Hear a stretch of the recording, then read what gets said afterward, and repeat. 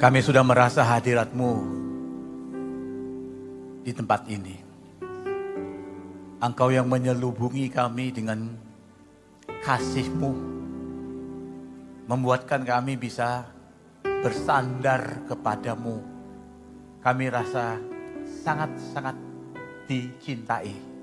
Kami rasa sangat-sangat dikasihi Tuhan. Kami siap menerima investasi firman-Mu di dalam diri kami. Kami tidak pernah menganggap firman-Mu itu enteng. Itu adalah investasi dari surga dalam hidup kami. Dan investasi itu tidak pernah akan sia-sia, melainkan berhasil. 30, 60, dan 100 kali lipat kami sudah siap. Roh Kudus, bukan saja untuk Engkau memberikan kami pencerahan, memberikan kepada kami pengertian. Tetapi Roh Kudus, Engkau akan menjadikan kami orang-orang menjadi pelaku firman-Mu yang sungguh-sungguh. Karena pada waktu itulah kami membangunkan rumah di atas batu. Di dalam nama Yesus Kristus, semua yang sudah siap membangun rumah di atas batu, mari kita sama-sama mengatakan amin. Dan dipersilakan duduk dalam hadirat Tuhan. Shalom Bapak Ibu. Shalom Pastor Philip dan Pastor Irene, co-pastor. Thank you so much. Terima kasih, saya merasa sangat bersyukur kepada Tuhan. Setelah 2 tahun ya, saya merasa seperti satu hewan yang dibebaskan dari zoo, saudara. Ya, pertama kali saya naik pesawat, dulu saya naik pesawat 1 minggu, 2 kali, 3 kali. 2 tahun tidak naik pesawat ya, saya sempat bertanya kepada pilotnya, Anda masih tahu nggak bagaimana untuk menjadi pilot? Saya bersyukur, saudara. Pada siang hari ini saya mau membicarakan tentang firman Tuhan yang berbicara tentang mengakhiri pertandingan dengan baik. Bapak Ibu, kita tidak tahu kapan kita akan mengakhiri pertandingan kita. Tapi biar itu di garis akhir. Jangan mengakhiri pertandingan sebelum kita sampai di garis akhir. Amin. Saya mau sampai di garis akhir itu berarti pertandingan saya sudah selesai. Saya tidak mau sebelumnya. Dan saya juga tahu ada beberapa orang tidak pernah menyelesaikan pertandingannya, dia sudah tutup usia. Saya juga tidak mau begitu. Saya mau betul-betul di garis akhir. Dan kalau bisa, saya mau kalau garis akhir itu bisa dimundur-mundurkan terus. I want that. Ya. Dan pada hari ini saya akan membicarakan tentang satu tokoh dalam perjanjian lama yang saya merasa sangat kasihan terhadap dia. Dan saya tidak mau mendapat nasib yang sama seperti dia. Saya rasa orang ini benar-benar dicintai oleh Tuhan. Namanya Saul. Anda suka berbicara tentang Daud kan? Tapi saya suka berpikir tentang Saul. Karena menurut saya Daud itu Tuhan mencintai dia cara yang tidak fair. Gimana maksud saya ya? Daud itu dosanya besar sih. Ya, iseng-iseng gak ada pekerjaan. Dia naik ke balkon ngintai tetangga. Siapa yang kesukanya seperti itu? Kebiasaannya ada begitu. Itu dia suka begitu. Mau gak ada ikut seorang pemimpin yang kebiasaannya begitu? Nobody wants that. Dibandingkan dengan Saul, apa sih kesalahannya Saul? Saul itu bukan punya kesalahan asli. Saul itu kekurangan identitas. Dia gampang tersinggung. Dia minder. Zaman ini saudara, banyak orang yang akan gagal sampai di garis akhir itu. Bukan karena dosa. Tapi karena mereka tidak tahu siapa diri mereka. Biasanya yang dipertanyakan kalau kita bicara dengan psikolog, mereka berkata ya, krisis identitas itu adalah 3 pertanyaan. Siapa kamu? Apa yang kamu lakukan di sini dan kemana kamu mau pergi?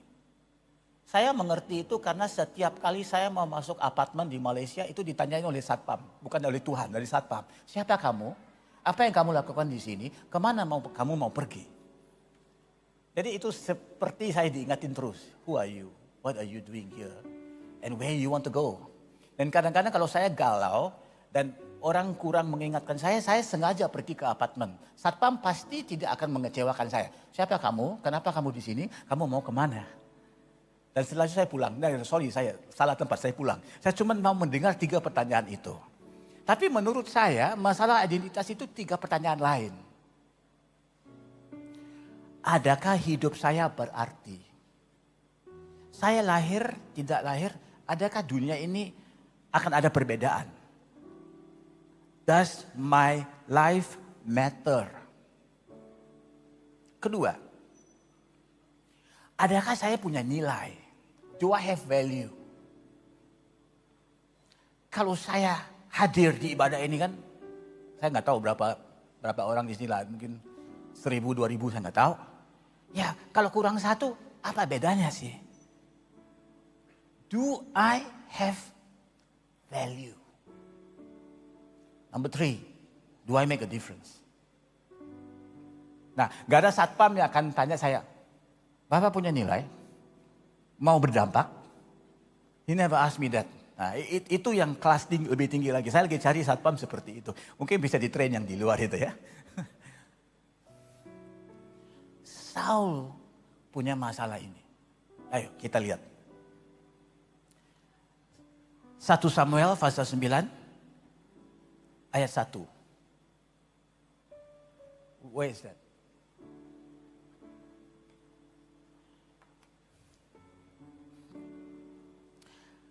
Ada seorang dari daerah Benyamin. Suku mana dia? Benyamin kan? Actually sebetulnya Benyamin itu adalah anak siapa? Anak daripada Yusuf kan? Tapi dia bukan dia suku yang paling kecil. Benyamin. Nah, Anda tahu bahwa Raja Israel itu akan dari mana? Dari suku Yehuda kan? Jadi dari sisi pilihan Tuhan, dia bukan pilihan Tuhan. Oke, nomor 2. Namanya Kis bin Abiel, bin Zeror, bin Bekorat, bin Afia. Seorang suku Benyamin, seorang yang berada berarti kaya kan? Oke, saya mau tanya ini ya. Dan kemarin saya iseng-iseng tanya orang, kamu kayaknya seperti orang Chinese. Iya Pak, saya keturunan Chinese. Ada nama Chinese? Nggak ada. Jadi saya nggak bisa nyambung tanya lagi. Siapa nama Chinese ayah kamu? Siapa nama Chinese moyang kamu? Nggak bisa tahu. Tapi kalau si Saul ini kan, Kish bin Abiel, bin Zeror, bin Bekorat, bin Afia. Hebat kan? Artinya ini bukan cerita dongeng. Ini cerita fakta. It happened. Karena Anda saja kan tidak tahu nama kakek tahu? Atas kakek itu apa? Biut. Tahu? Gak tahu. Karena Anda tidak pernah punya biut kan? Anda keturunannya mulai dari kakek. No, of course not. You don't have the facts. Doesn't mean doesn't exist. But they have the facts. Surely exist. Kaya kan? Oke, never mind lah. Sukunya bukan suku yang pilihan tapi punya duit. Kan? Dengan duit segalanya mungkin kan? Oh no, don't say that ya. Oke, terus. Orang ini ada anaknya laki-laki, namanya Saul. Tadi Kis itu siapa? Ayahnya. Ini sekarang Saul. Jadi Saul bin Kis bin Abiel bin Zeror bin Bekorat bin Afia. Ya kan? Oke. Seorang muda yang elok rupanya, tidak ada seorang pun dari antara orang Israel yang lebih elok daripadanya. dari bahu ke atas, ia lebih tinggi daripada setiap orang sebangsanya. Kalau ayat ini tidak bisa menggambarkan dengan jelas, coba lihat saya memang satu contoh yang baik. Oke, tiga pun saya tidak ada. Saya bukan muda, saya bukan ganteng, saya bukan tinggi, semua nggak ada. Coba lihat Pastor Philip, memang dia. Tapi kalau Pastor Philip lagi pakai masker, Anda tidak tahu, coba lihat yang slide yang berikut ini pasti dia. Nah, jadi Pastor Philip kalau Anda mau bikin satu film, ini aktornya, calonnya ini, dia pasti. Come on. Di mana? What happened? Go to the next slide.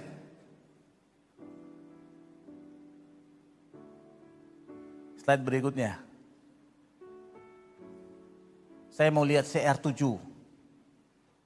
Nah ini. Gantengan siapa? Dia atau saya? Hah? Jangan berdusta di rumah Tuhan. Cocok kan kalau dia main peran Saul? I think he fit it. If I get to see him, I will talk to him. I want to do the film. Can you please be the actor? Siapa dia? Siapa dia? Saya tidak tanya Anda. Saya tahu Anda tahu. Siapa dia? Ronaldo. Kamu penggemar sepak bola? Jelas kamu penggemar Ronaldo kan? Karena sepak bola kamu tidak tahu, Ronaldo kamu tahu. So you are a fan of Ronaldo. Now, Ronaldo is a person with no confidence problem. Or at least it appears so. You can't shake him. Umurnya 37 tahun, coba lihat. Dia tidak punya masalah harga diri. Tapi bagaimana sih Saulnya? Coba slide yang mundur satu slide. Jadi satu hari kan Saul kehilangan keledai-keledai papanya, dia ketemu dengan Samuel. Dan Samuel memberikan satu nubuatan ini ya. Dia bilang, keledai-keledai kamu telah hilang 3 hari lamanya.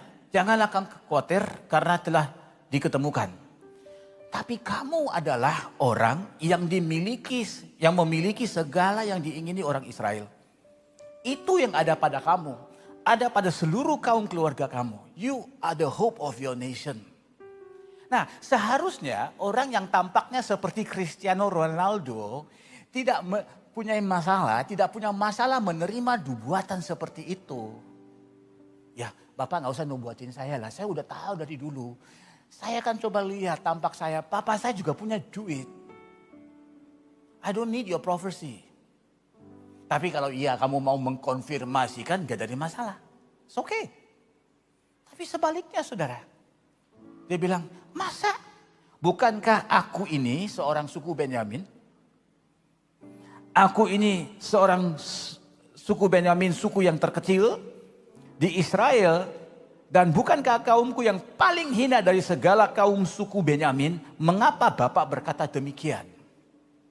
Seperti yang saya pernah katakan di ibadah pertama bicara dalam rangka firman yang lain. Apa yang dikatakan Saul itu memang fakta. Apa yang disampaikan Samuel kepada Saul itu kebenaran. Jangan sama sekali pernah Anda keliru. Apa itu kebenaran, apa itu fakta. Fakta itu apa yang jelas di alam ini. Kebenaran itu apa yang menjadi rencana Allah. Anda mau hidup menurut fakta atau Anda mau hidup menurut kebenaran. Itu yang membedakan orang yang memulai dengan baik dan orang yang mengakhiri dengan baik. Anda mau mengakhiri dengan baik, Anda mesti hidup menurut kebenaran. Anda mesti tangkap kebenaran itu dan Anda mesti hidup menurut kebenaran itu walaupun itu tidak sesuai dengan fakta yang kau alami. Tapi masalahnya Saul selama hidupnya dia tidak bisa menerima kebenaran itu. Orang menyanyi-nyanyi memuji Daud, dia jadi iri. Tuhan suruh tunggu. Jangan kau lakukan korban itu. Dia tidak bisa karena takut apa nanti kata manusianya. Kemudian dia lihat Daud sedang naik lagi. Dia tidak bisa tahan mau membunuh si Daud. Semua ini bukan karena dia jahat. Semua ini karena dia tidak bisa hidup ikut kebenaran.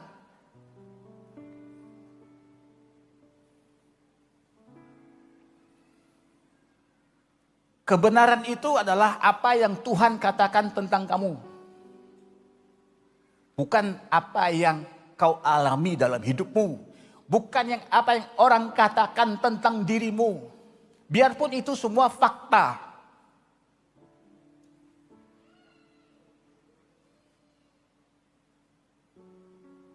Kebenaran itu adalah apa yang Anda tangkap dari Tuhan.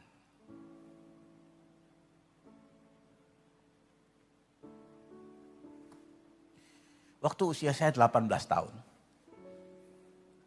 baru 2 tahun lahir baru, saya ikut satu konferensi untuk pemimpin. Saya sebenarnya tidak layak di situ. Tapi saya punya ambisi besar dan saya hidup menurut kebenaran, bukan fakta kan. Jadi saya nyelonong masuk ke situ. Saya daftar, saya nyelonong masuk. Ikut itu. Acaranya 800 orang. Semua pemimpin-pemimpin. Saya bukan pemimpin, saya 18 tahun. Tampaknya juga 18 tahun, pakai baju juga seperti berusia 18 tahun. And something crazy happened. Saya merasa seperti Tuhan suruh saya naik ke panggung. Nah, dalam hati saya bukannya masalah minder, saya masalahnya ambisius. Oh ya, mungkin inilah kesempatan saya naik ke panggung, saya bisa ngomong sesuatu yang akan bikin semua orang kagum. Wah, 18 tahun ya, hebat ya dia. Saya bisa mengatasi orang lain kan? Ada juga sedikit seperti itu. Tapi di sisi lain juga saya mau taat dengan suara itu. Wah, tapi semua pemimpin kan? Never mind. I don't have a confidence problem. I have a ambition problem. Jadi saya jalan ke depan. Rupa-rupanya di konferensi itu ada satpam. Stop, kamu mau kemana? Ngomong aja mau ke toilet. Tapi gak bisa, umur 18 ambisi besar. Tuhan suruh saya naik ke panggung. Waduh, siapa? Tuhan. Dia lihat saya atas bawah. Ini konferensi pemimpin, kamu bisa masuk gimana? Satpam kedua masuk, satpam ketiga masuk. Sudah ada satu konferensi yang kecil di situ.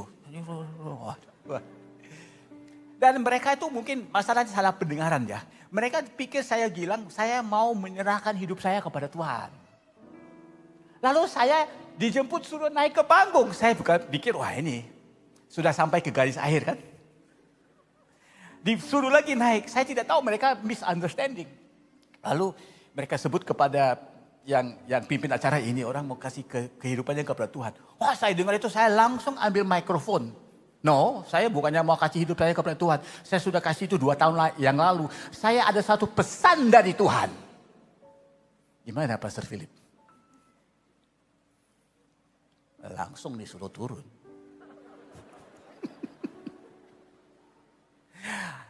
Rumus yang saya tahu, kalau kamu taat dengan Tuhan, Tuhan akan backing Anda. It didn't happen that day. Saya malu dong. Saya juga manusia. Saya malu. Tapi satu hal, saya tidak meninggalkan konferensi itu. Saya tetap di situ 3 hari. Dan saya gila lagi, ada satu suara berkata kepada saya. Tergantung bagaimana kamu respon hari ini, saatmu akan tiba.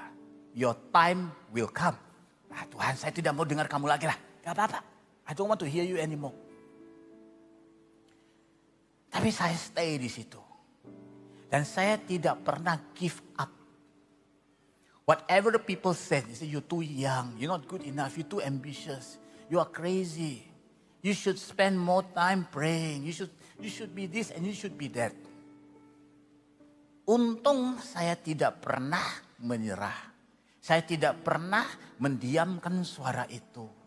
Because waktu 7 tahun kemudian, 25 tahun usia saya menjadi pembicara undangan di konferensi yang sama, di panggung yang sama. Benar kan?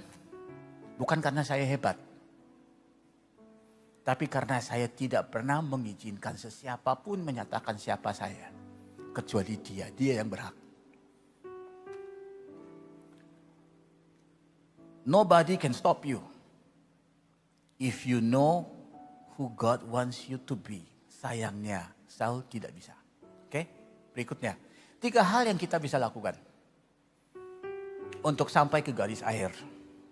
Refraction. 1. Wah, ini saya terpaksa mencari kata-kata dengan bahasa Inggris pakai R semua. Refraction. Kedua, relearning. Ketiga, releasing. 3 hal ini tidak bisa dilakukan oleh Saul. Ya, oke, dengar saya baik-baik. Saul suku mana? Jadi dia nggak mungkin menjadi raja selama-lamanya. Oke, dia tidak bisa jadi raja selama-lamanya. Karena raja itu dari suku mana? Yahuda. Nah, biarpun dia hanya duduk di kursi itu sementara, dia masih bisa berdampak loh. Okay, maybe you will never be the most famous person in the world, but you can do something that can benefit the most famous person in the world. Ngerti nggak, saudara? You can always make that difference. That is how you will know that your life makes a difference, because even one person can make a difference. Saudara, jangan pernah berpikir bahwa kalau kamu punya posisi yang besar, nama yang besar, baru saja kamu berdampak untuk Tuhan. Saul merasa bahwa dia mau pegang posisi itu selama-lamanya. It's either all or nothing. No, not necessary to think like that. Nggak usah begitu. Anda bisa jadi orang yang the best dalam posisi Anda. Cuma tidak mendapatkan posisi orang lain itu nggak apa-apa. Dan ini caranya. Karena dia gagal, lalu dia tidak bisa sampai di garis akhir. Next. Reflection. Next. Ini udah salah ejanya ya. Oke, right. Oke. Ini ada satu konsep cermin diri. Konsep cermin diri dari satu sosiolog mengatakan begini. Semua orang melihat dirinya daripada kacamata orang lain. Siapa orang itu? Orang-orang yang dekat kepada Anda. Oke? Yang pakai kacamata, tidak pakai kacamata, semua daripada kita punya semacam kacamata.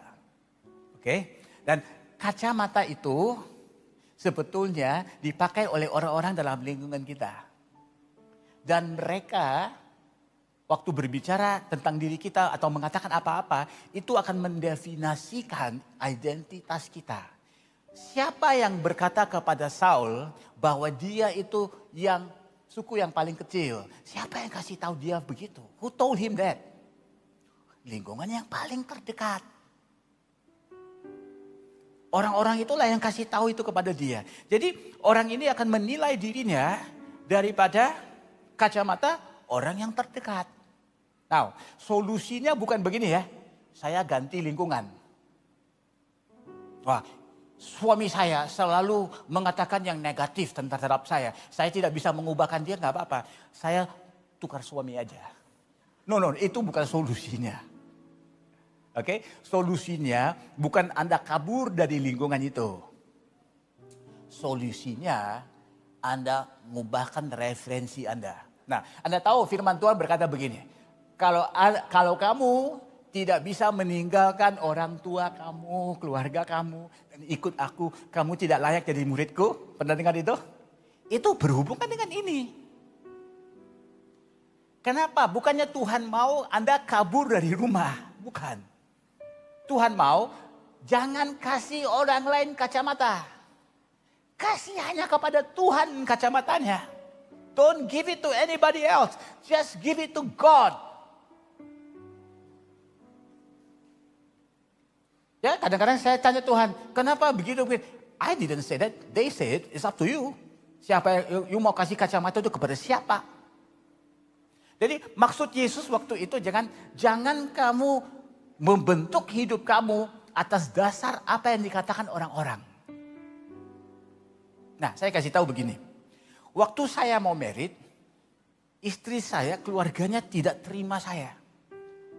No, you useless.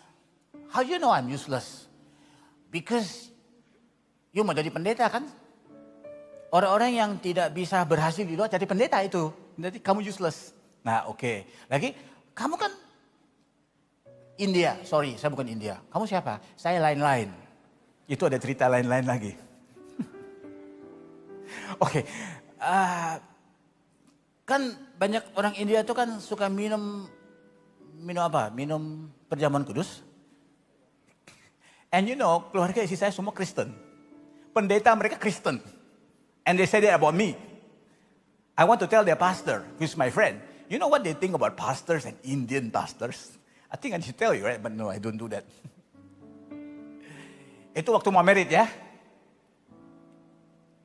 Setelah 20 tahun saya sudah married. Dan mereka pernah berusaha bernubuat. Saya kasih kamu 3 tahun, kasih 5 tahun. Ternyata mereka bertaruh-taruh waktu itu. Tapi tidak bertaruh dengan saya, bertaruh sama sendiri. Tidak ada yang menang, karena sekarang sudah 29 tahun. Setelah 20 tahun, satu waktu Cynthia, ada saudara istri saya, sisternya dia, yang masih belum married. Saya sudah married, mereka bertaruh-taruh bahwa pernikahan saya tidak bertahan. Tapi dia sendiri belum married kan? Tanya saya, waduh kalau punya suami seperti kamu kan enak kan? Saya memang begitu, kaget. Dulu kamu bilang saya jahat lah, saya seperti iblis lah. Sekarang bilang seperti saya enak. Siapa yang kasih tahu? Lu masih ada saudara yang belum married lah. Waduh, untung saya masih muda, kalau tidak saya heart attack saudara. Untung saya tidak pernah kasih dia cermin. Karena satu hari kamu jahat, besok wah punya suami seperti kamu enak.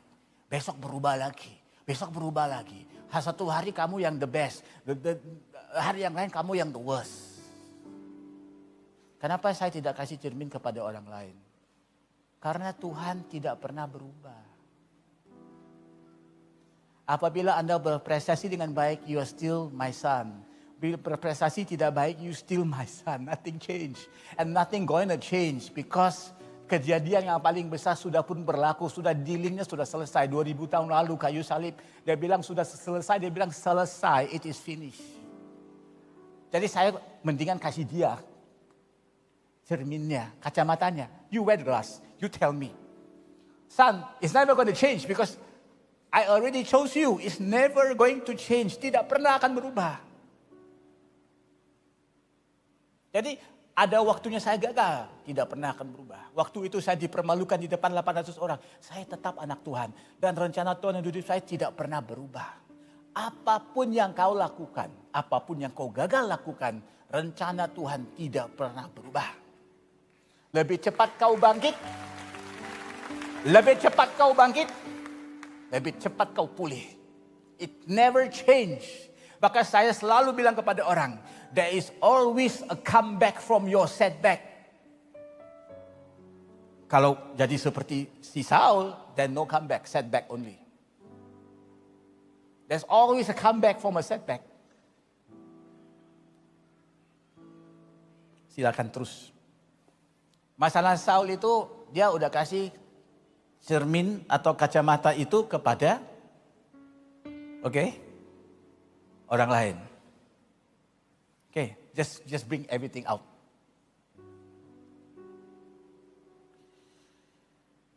I have few questions for you. Siapa yang kau percaya?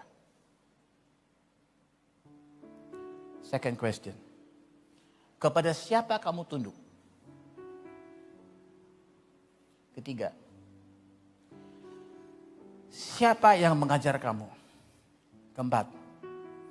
Pendapat siapa yang berarti pada kamu? whose opinion matters to you? Jawaban kepada semua 4 pertanyaan itu seharusnya satu saja, Tuhan.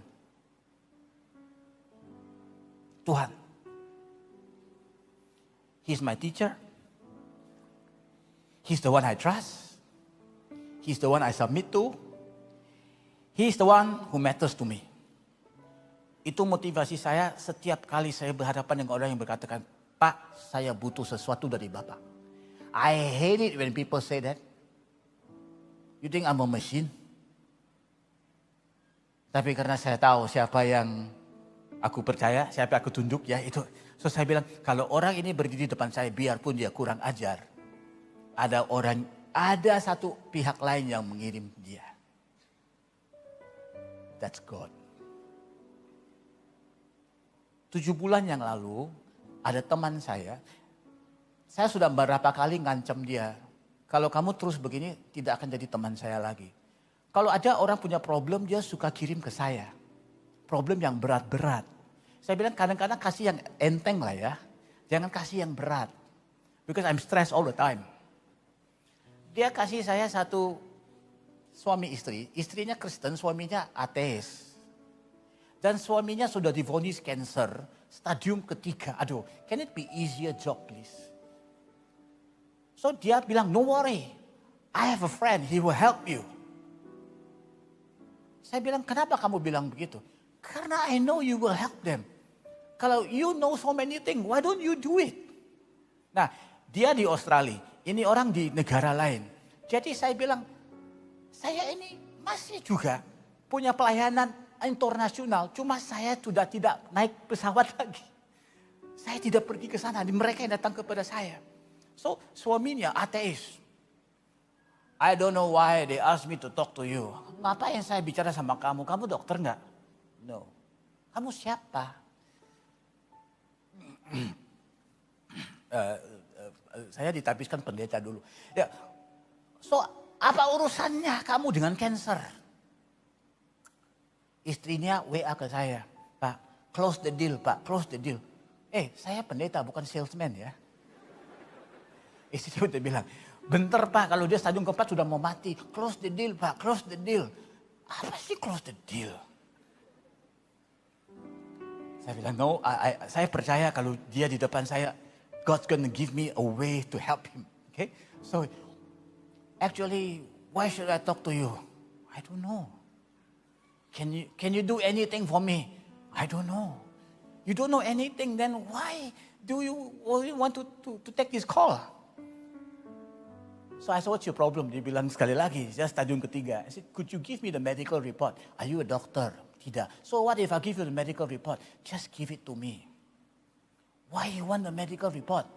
Because I need to look at it. Why you need to look at it? Because when I look at it, I'll get ideas. Oh, okay. So dia kirim medical report. Okay, this is what happened ya. Saya lihat medical reportnya. Langsung saya teringat satu teman saya, dokter yang saya ngobrol dengan dia 15 tahun yang lalu. Dan dia lagi minum kopi dengan saya, dia ngomong dengan saya begini. Ada onkologis yang pintar baca MRI. Ada onkologis yang hanya tahu untuk berkonsultasi saja. Sangat langka onkologis yang bisa baca MRI. Kalau onkologis yang bisa baca MRI, dia tuh pintar untuk mendiagnos dengan lebih baik. Wah, saya ingat perbicaraan tuh. Oke, saya catat. That's number 1. Number 2, saya lihat itu ya. Saya sepertinya ada seperti satu orang highlight beberapa hal. Saya highlight itu. Saya kembalikan kepada orang itu, saya berkata kepada dia, don't worry, there is no problem. Tapi Tuhan tidak bilang kepada saya, no worry, there's no problem. Kalau Anda sudah percaya kepada Tuhan, Anda sudah tahu bahwa Tuhan akan backing kamu, Anda bisa ngomong apapun yang Anda mau. Dan Tuhan akan backing. Do you understand that? Tuhan akan bantu supaya hambanya itu tidak gugur kata-katanya. So what do? You go and look for an oncologist who can read the MRI. Who? I don't know. You go and find. And then my problem will be solved. Yeah, your problem will be solved. And I highlight a few things, show the oncologist. Okay, why you highlight that? I don't know. I think like a highlighter going through. What color highlighter? Yellow. Why is it yellow? Because I always highlight my book also yellow. Jadi ini bukan supra alami. How you know not supra alami? Yesus kan lahir sebagai bayi kan? Itu bukan supra alami juga kan? Tapi tetap supra alami kan? Pastor, I don't know what you're talking about, but I just do it, yeah, because I'm desperate. You tell me I'm third stage cancer, you ask me to drink bird's nest, saya juga minum itu. Apapun lah, I just do it. 1 month later, he come back to me, he said, actually, who are you? Can you tell me again? I said, why? What happened? I went and found an oncologist who can read the MRI. He told me, whoever highlighted those things, he must be a very good doctor. Because he knew exactly what to look for. Yes, it was a misdiagnosis on the MRI. I promise you, you don't have any cancer. You only have polyp. I said, please don't question me as a doctor, okay? I'm not a doctor. Go and question the first doctor. He's bloody stupid. So, he said, the chances of you telling me this is very small. Of course it is. How do you know this? Well, it's God. He said, Pastor, I think saya percaya sama kamu. Saya percaya sama kamu saja boleh nggak? Oh sorry, saya tidak mati di kayu salib. Selama kamu hidup, kamu selamat. Tapi kalau kamu mati, I don't know. Oh, and then WA lagi, Pastor, now close the deal. Shut up ya. I'm not your husband, so don't tell me what to do. So saya ngomong ke dia, what's your problem? You want to know what his problem is? Is it like this? Semua orang dalam gereja dan pendeta-pendeta semua adalah munafik. I think that's possible. But bagus juga ya kalau mereka munafik dan berada dalam gereja. At least mereka cuma merusak di gereja kan? Tidak merusak di luar. So, you see God is so good. He saved the world by keeping all the crazy people in the church. Wow. You're so smart, yeah? So what I do now? Go to the church. Go to the church. Those people need to be saved. Maybe God can use you to save them. Me? Yes, why not? Ya, singkat cerita sekarang dia sudah dibaptiskan. Dia sudah terima Roh Kudus. Dia sudah membawa 5 jiwa lain ke gereja. Saya tanya dia, what's the way that you bring people to church? He said, let's go to church and save the church people. I said, don't know what kind of gospel message is that. Ya? Ayo kita ke gereja. Kita mesti menyelamatkan jiwa-jiwa di situ. Jadi kalau Anda tanya saya, Pak, Bapak pakai ilmu apa? Saya pakai ilmu ini. Cermin saya kasih ke Tuhan. Dan saya yakin the crazy thing that I do, Tuhan akan backing saya. Ide-ide ini memang gila. Hanya bisa dilakukan kalau saya tidak kasih cermin kepada orang lain. Saya tidak pakai kacamata kepada orang lain. Let's go next one. Ini sekarang relearning. Can you see the picture there? Itu kayaknya seperti apa? Anjing. Ini satu eksperimen yang dilakukan pada tahun 1960-an. Zaman ini nggak bisa eksperimen ini dilakukan kepada anjing. Nanti dianggap kekerasan kepada anjing. So, pada tahun 1960-an begitu, seorang dosen di University Pennsylvania bernama Martin Seligman, dia bikin satu riset. Dia mau membuktikan bahwa orang yang merasa dia berdaya, orang yang merasa optimis, orang yang merasa pesimis, itu semua karena dia mempelajari dari lingkungan atau pengalaman hidup. So, anjing-anjing ini menjadi tes eksperimennya. Jadi anjing ini dimasukkan dalam box begitu, di sebelah kirinya itu dikasih strom listrik. Sebelah kanannya itu nggak ada strom, tapi anjingnya nggak tahu kan bahwa sebelah kanannya nggak ada strom. So anjing itu kalau dia berusaha bergerak dikasih strom. Waktu dia berhenti bergerak, stromnya berhenti. Lama-lama anjing itu dikondisikan berpikir, kalau aku mau bergerak akan dikasih strom kan. Dan selama aku bergerak, ada strom listrik, aku nggak bisa apa-apa. Pada waktu aku tidak bergerak, aku tidak kena strom listrik, aku sudah nyaman. Mendingan aku nyaman dari mengalami terobosan. Oke, sorry ya. Anda mungkin bertanya kepada saya, bagaimana Anda tahu pikiran anjing? Adakah Anda punya karunia untuk membaca pikiran anjing? No, but I think this is the idea of the experiment. Jadi setelah 30-40 hari, anjing-anjing itu sudah give up, pasif. So anjing-anjing ini dibilang apa? Pesimis. Dan mereka punya pikiran seperti ini. Badai yang berlaku ini, setroman ini satu kutukan. Dan salib pribadi yang saya harus tanggung. Saya mau kasih tahu Anda ya. Dengar baik-baik dan catat. Kayu salib cuma ada satu. Dan cuma satu orang disalibkan di kayu salib. Siapa namanya? Yesus. Kita yang lain gak pernah disuruh disalibkan di salib. Cuma memikul salib. You understand? Beda. Pastor, ini berlaku kepada aku karena Tuhan sudah merencanakannya. No. Karena kamu dikondisikan berpikir seperti itu. Kedua. Badai ini tidak akan lewat. It's gonna happen forever. Mungkin 2 tahun lalu Anda berpikir begitu kan? Waduh, it's the end of the world. Banyak orang tanya saya, Pak, apa sudah mau kiamat? I don't know. Tapi saya tidak akan hidup seolah-olah kiamat. Saya akan hidup supaya setelah pandemi ini selesai saya siap. It's not going to be forever. Nothing is forever. Ketiga.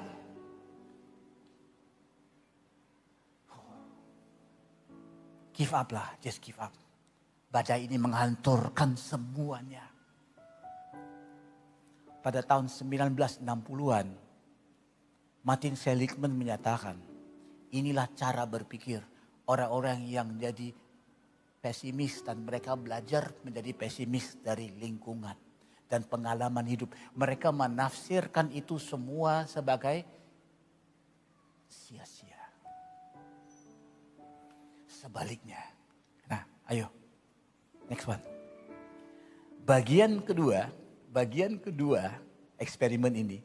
Ada beberapa anjing-anjing. Kalau tidak bergerak dikasih strom. Kalau bergerak dilepasin stromnya. Jadi anjing-anjing ini belajar bahwa kalau kamu berusaha, kamu bisa berhasil. If you try, you can succeed.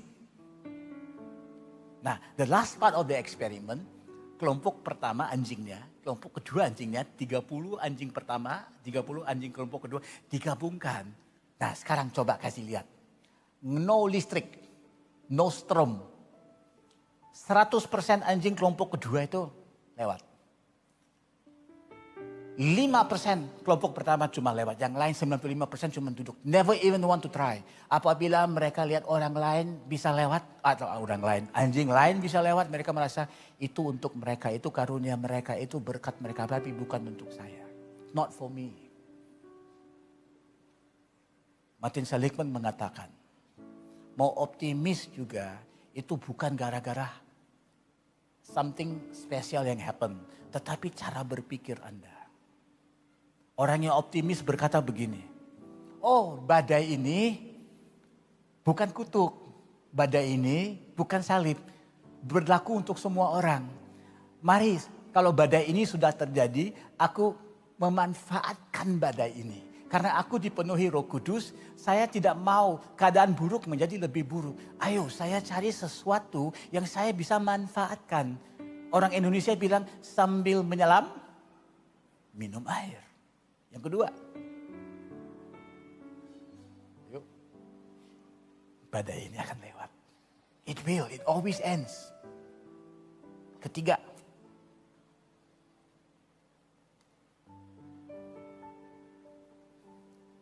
wah, untung ya aku dapat badai ini.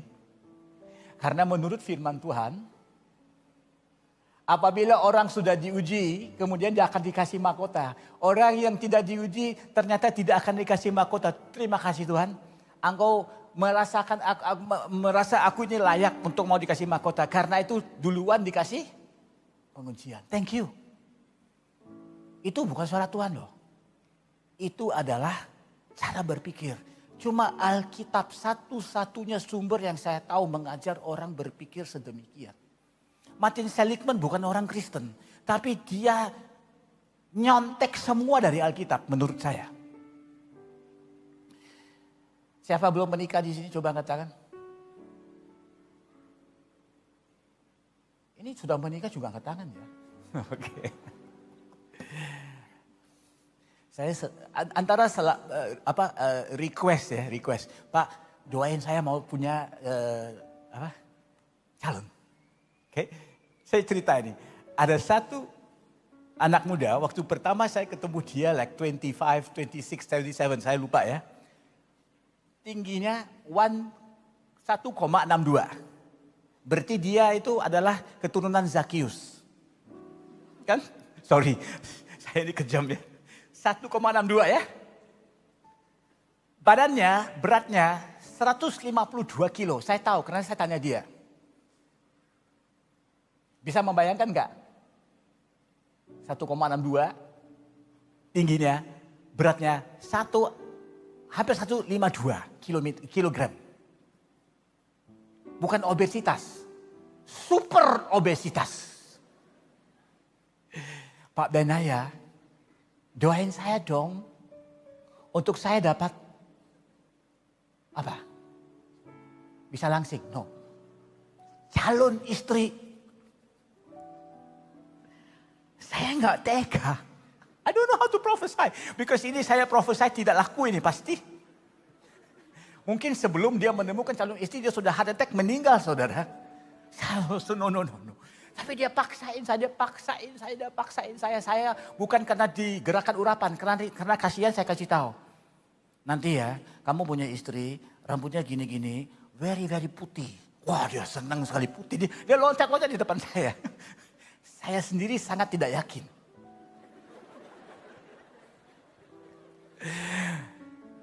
At least kalau dia sangat kaya, mungkin ada seorang wanita yang mau married dengan dia karena dia cepat meninggal, nanti bisa mewarisi hartanya dia, bukan begitu? Apakah cuma saya yang berpikir begitu? Tapi dia juga bukan orang kaya. Setiap tahun saya datang ke gerejanya dia. Pak Benaya, doain saya dong. Saya sangat mengagumi dia. You know why? Because dia punya keyakinan terhadap diri saya sangat tinggi. 7 tahun saya datang, dia belum punya istri, dia belum punya pacar pun saudara. Dia masih percaya dengan semua nubuatan saya. Dia hebat. Karena dia begitu so optimistik ya. Pak Benaya, makin tahun yang lewat, makin dekat Tuhan mau datang. Bukan makin dekat jodohku. I believe that. Wah, bisa you tumpang tangga atas saya karena you luar biasa optimis. Dia juga tambah gendut. Dia bilang saya sudah pasang ring. Apa ring? Jantung karena ada penyumbatan. Waduh. Dia tambah parah tapi dia tambah optimis. In the end saya gak tahan, saya bilang sama dia, I no more going to pray for you. Whenever I come, I spend 2 weeks, you go to the gym with me, I teach you how to lose weight. Then I pray for you again. Pak, apakah untuk mencapai kehendak Tuhan kita mesti langsing? Dah, Tuhan suruh kamu masuk gym. That is the way to settle all the argument. Orang gak akan dengar kita kalau kita gak ngomong Tuhan suruh. Kita bilang Tuhan suruh pasti dengar tuh. Tuhan suruh masuk gym. Wah ini satu suara yang sangat aneh. Ya memang. Semua suara dari saya aneh. At least saya willing to teach you. Karena saya juga pernah mengalami proses seperti itu. I teach you. 152 kilo. Sempatlah turun ke 88 kilo. 6 bulan kemudian dia ketemulah cewek yang putih itu dan married. Tapi sampai sekarang dia masih ngawur. Dia yakin dia menikah itu karena nubuatan saya. menurut saya, dua faktor kenapa dia merit. Karena dia optimis dan dia melakukan perubahan. Karena itulah Samuel menangis meratapi Saul. Sorry ya, bukannya saya mau menyombong diri, saya tidak menyombong diri. Samuel gagal dengan Saul, tapi saya berhasil dengan orang ini. That's the difference. Anda mau bernubuat, Anda juga mesti siap turun ke lapangan. Jangan berada di menara doa saja. That's very important. Nah, terakhir. Releasing.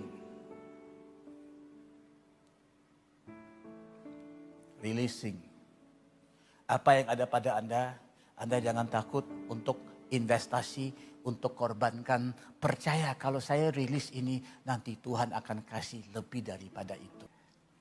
Saudara, Saul adalah satu pribadi yang saya sangat mengasihani. Dia gagal memiliki sarana untuk keluar daripada masalah identitasnya dia. Bukannya Tuhan tidak pernah memberikan dia cara jalan keluarnya. Seperti tadi kita lihat itu ya. Bukannya orang itu digendong oleh pelatihnya. Dia harus melakukannya sendiri. Bukannya Roh Kudus yang akan menggendongkan kita ke garis akhir itu. Roh Kudus akan menyertai kita sampai ke akhir itu. Roh Kudus tidak pernah akan putus asa. Angkat tangan dari kita, saudara. Karena Allah adalah Allah yang taat. Kenapa saya tahu dia taat? Karena dia sudah bayar dulu. Tapi kita ini saudara, yang gini ya, seringkali kita menghargai apa yang ada pada orang lain. Lalu kita mau meniru mereka, menjadi seperti mereka. Tetapi kita kurang menghargai apa yang Tuhan sudah kasih kita. You overvalue what other people have. And you undervalue what God has given you. Itu saya simpulkan tragedinya Saul. Dia sangat menghargai apa yang ada pada orang lain. Belum pun Daud naik takhta, dia sudah merasa Daud lebih hebat dari dia.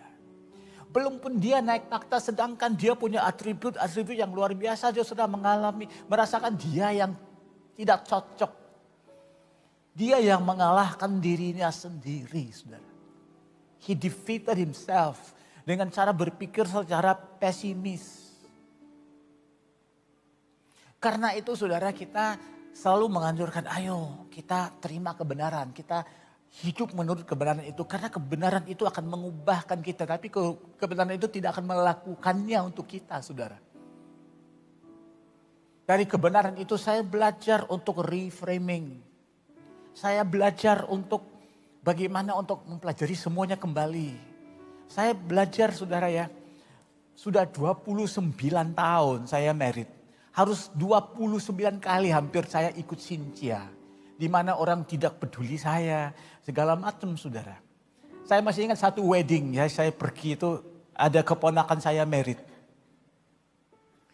Saya disuruh duduk satu meja dengan orang-orang yang bukan dari family. Saya kasihan istri saya duduk dengan saya. Tapi saya berkata kepada diri saya, hari ini saya bisa marah atau saya bisa menunjukkan siapa bapak saya. Saya bisa menunjukkan kelas saya. So di situ mereka tanya, kamu ini siapa? Saya kasih tahu nama saya. Apa hubungan kamu dengan orang yang married itu? Itu keponakan saya. Kok kamu duduk di sini? Ya supaya saya bisa mendampingi kamu kan. Karena kamu tamu spesial, saya disuruh mendampingi kamu. Jadi saya pastikan meja itu yang paling ramai. Saya tidak yamsing, yang lain yamsing. Saya tidak butuh yamsing, saya punya Roh Kudus. Jadi saya berisik-berisik lah. Wah sehingga yang duduk di meja depan itu semua saudara-saudara. Ini kenapa this table got a lot of fun? Well because I'm here, sorry. Why don't you have me in your table? Lalu mereka bilang, ayo ke depan. Saya bilang, itu yang Tuhan Yesus katakan. Kalau mau masuk pesta jangan duduk di depan dulu, duduk di belakang. Nanti orang akan mengundang kamu ke depan.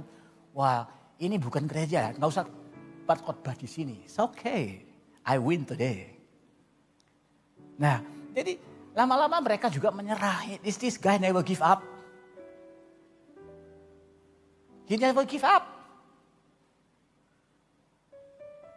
Dan dari mana saya belajar itu? Saya belajar itu dari Alkitab. Saul dijadikan raja pertama Israel, mengajarkan kepada orang. Semua orang bisa terima kasih karunia anugerah. Biarpun itu bukan porsimu, kau juga punya tugas dan peran.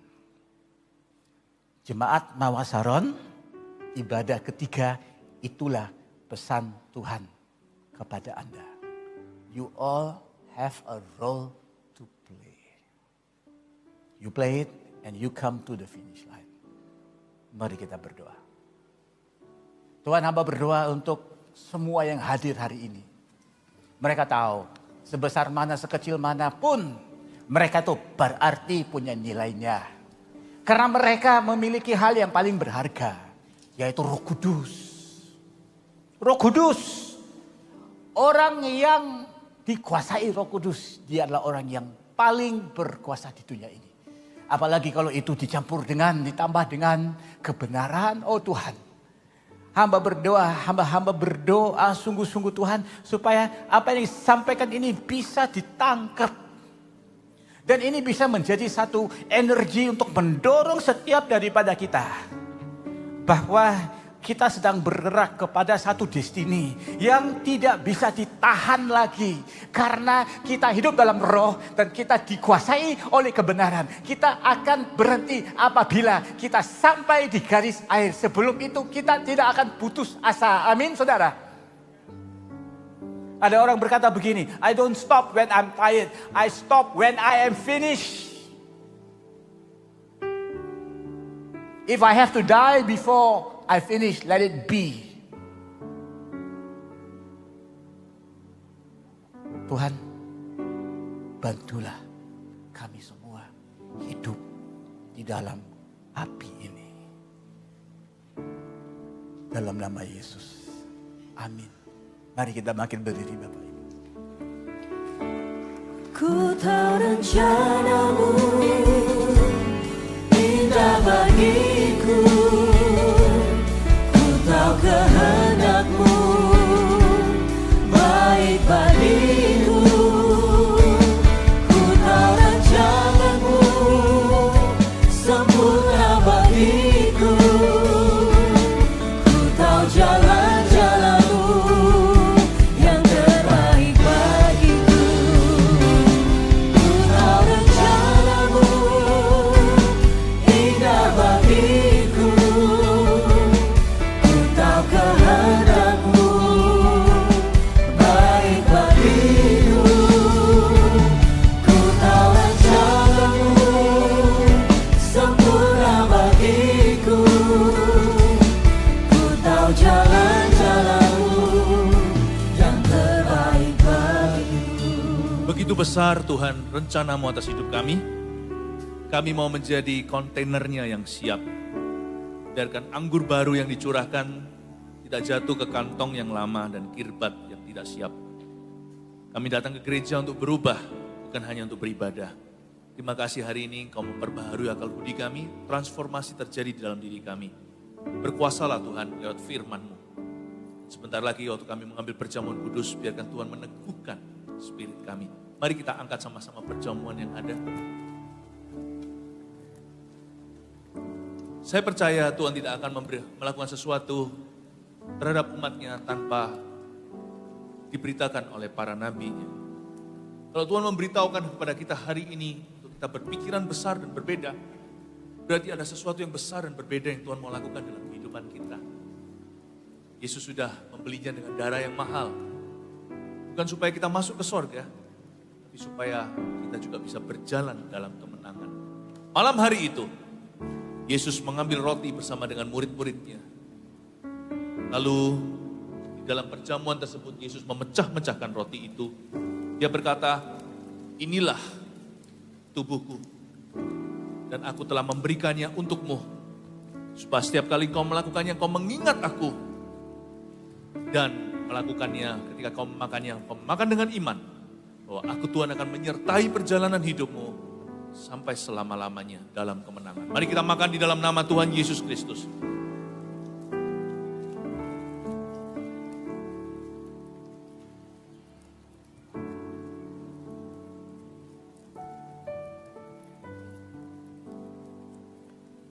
Pada yang malam yang sama Tuhan mengangkat perjamuan, sebuah cawan berisi anggur dan berkata, inilah darahku. Bukti bahwa Tuhan Yesus menerima kita apa adanya, bahkan menebus dosa. Malam itu Tuhan berkata, inilah perjanjian baru, aku tidak ingat lagi kesalahanmu. Jangan fokus pada kelemahan, inilah firman Tuhan. Fokuslah pada kelebihanmu. Percayalah Tuhan akan mengcover kelemahan Anda dan saya. Dan Tuhan akan mengajari kita untuk menang di area-area weakness kita. Tapi bangun terus di atas dasar kelebihan yang Tuhan sudah berikan. Setiap orang punya kelebihannya. Jangan iri sama orang lain. Setiap orang itu punya karunia. Bangun di atas dasar itu. Itulah perjanjian baru.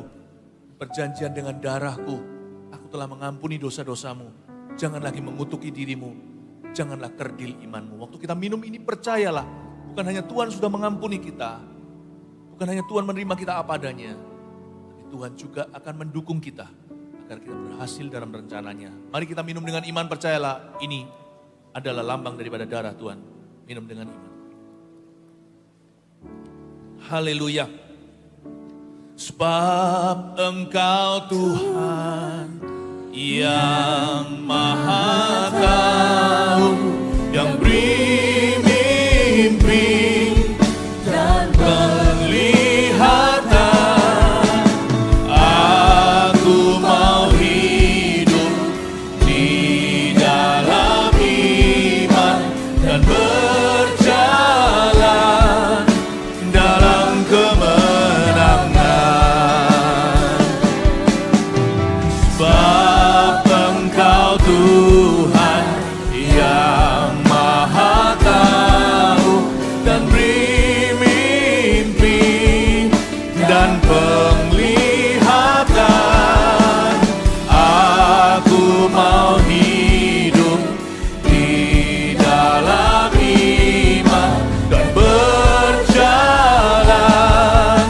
dalam kemenangan.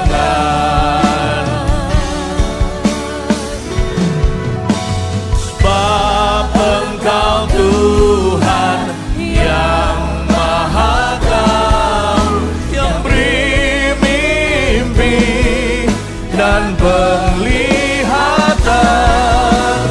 Aku mau hidup di dalam iman dan berjalan dalam kemenangan. Aku mau hidup. Aku mau hidup di dalam iman dan berjalan dalam kemenangan dan berjalan dalam kemenangan. Berkat-Mu tercurah atasku. Haleluya, haleluya. Yang percaya, yang menerima katakan amin. Praise the Lord.